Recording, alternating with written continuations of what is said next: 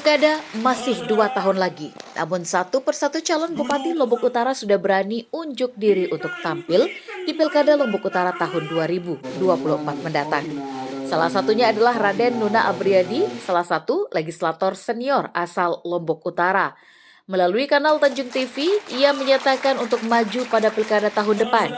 Pasalnya banyak kalangan di Lombok Utara yang bertanya-tanya terkait dengan majunya ia pada Pilkada mendatang.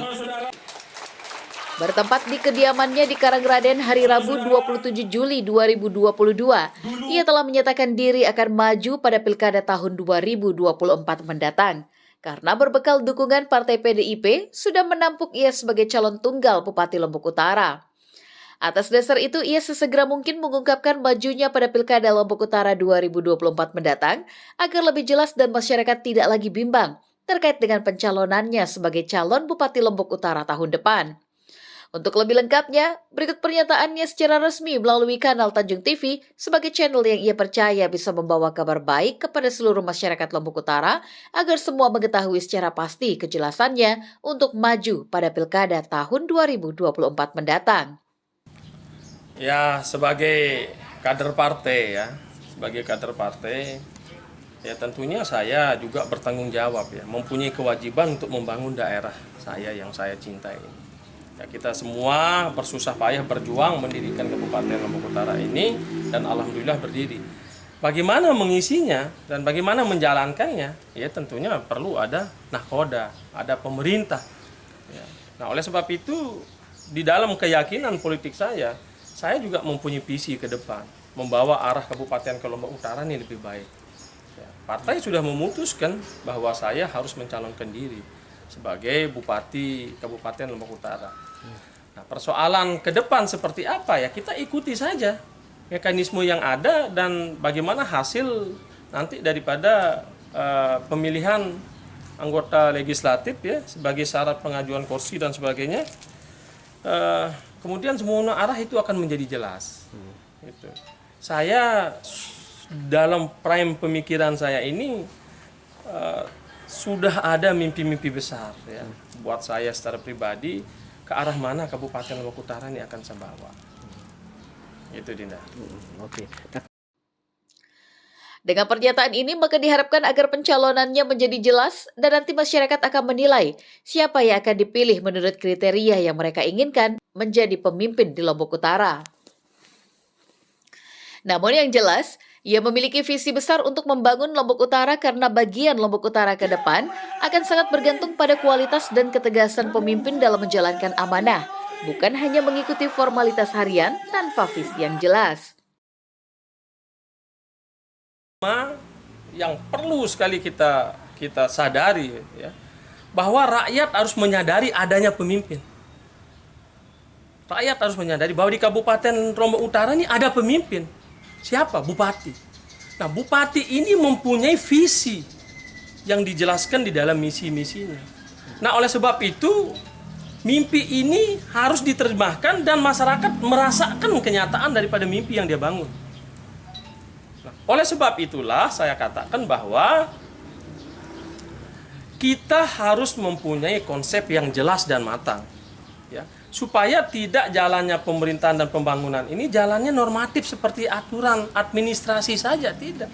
Harus ada ya keinginan kita, kalau Bung Karno mengatakan viri-viri kuroso, berani menyerempet bahaya. Dan yang terpenting tugas seorang memimpin itu adalah bagaimana membangun mental masyarakatnya. Kalau mental masyarakat tidak dibangun, bagaimana kemudian etos kerja terbangun? Yang bekerja hanya birokrasi saja, hanya aparatur pemerintah saja, tapi rakyatnya. Kita ingin ada kolaborasi ya, pemimpin menggerakkan birokrasi, rakyat tergerak oleh itu. Saya contohkan, tadi saya sudah sampaikan, kita mempunyai perda tentang kebersihan, tetapi mental bersih masyarakat tidak terbangun. Ini artinya tidak linier ya, mimpinya seorang pemimpin itu diterjemahkan oleh rakyatnya. Sekarang itu pemimpin yang kita tarik itu pemimpin yang memberikan contoh yang melayani langsung kepada masyarakatnya. Sumber daya kita banyak, Dinda. Tinggal goodwill saja, kemauan baik saja. Bagaimana merubah cara berpikir masyarakat Kabupaten Lombok Utara ini. Itu etosnya yang dibangun, budayanya yang dibangun. Ya, budaya kerja, budaya bersih, ya. Budaya egaliternya, ya. budaya keamanannya. Ini yang harus kita bangun. Gitu. Kemudian budaya bagaimana mengembangkan ekonomi kreatifnya. APBD ini hanya stimulan, Dinda. Hanya stimulan. Tidak bisa kita mengukur kemajuan suatu daerah itu hanya melalui APBD, tidak bisa. Ini hanya stimulan, merangsang untuk tumbuh kembangnya, ya. Bergeraknya ekonomi masyarakat, bergeraknya UKM, bergeraknya kelompok-kelompok itu mulai stimulan. Selebihnya adalah bagaimana masyarakat itu mengelola dirinya dengan sumber dayanya, yang kemana pendampingan itu dilakukan oleh pemerintah daerah. Kita memberikan supporting, ya, baik motivasi, baik regulasi maupun pembiayaan, walaupun mungkin tidak maksimal karena dia sifatnya ada supporting, insentif.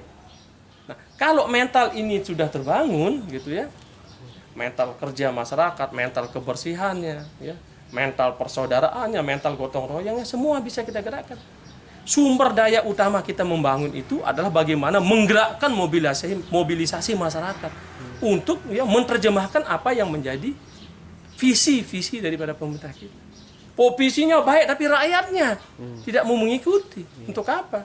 Makanya pikiran pemimpin harus satu arah dengan pikiran rakyatnya untuk menerjemahkan apa yang menjadi mimpi seorang pemimpin. Ini yang harus kita lakukan. Mengenai calon wakil bupati yang akan mendampinginya, ia mengatakan masih mencari saja. Dan nantinya ia akan mengacu pada hasil survei internal yang akan menentukan siapa wakil yang layak untuk mendampinginya pada pilkada mendatang. Saya pikir ini masih cair, ya. Kita ibarat kita membuang bola dadu. Ya, kita lempar saja. Lempar saja bola ini, kemudian bola salju ini menggelinding, entah arah dan selesainya ke arah mana, ya nanti kita hitung. Nanti kita hitung secara bersama-sama. Pak Johan Samsu kemarin juga PKB juga tidak menjadi pemilik kursi terbesar, tapi kan juga bisa menjadi bupati. Yang menentukan kalau buat PDI Perjuangan nanti ya hasil survei. Ya, hasil survei. Berarti jika ia memimpin Lombok Utara nantinya, yang akan ia pertegas adalah pembangunan mental masyarakat Lombok Utara agar linier dengan pemikiran pemimpin, karena seorang pemimpin harus sejalan dengan masyarakat yang dipimpin. Selain itu juga, jika nantinya ia terpilih menjadi bupati, yang akan ia kerjakan adalah membuat APBD menjadi modal stimulan untuk membangun Lombok Utara dan tidak mengandalkan APBD untuk membangun dan terpaku pada jumlah yang ditentukan oleh pemerintah pusat, dan akan berikhtiar melakukan lobby agar jumlah APBD Lombok Utara menjadi bertambah. Dari Lombok Utara, Syananda Utama mengabarkan.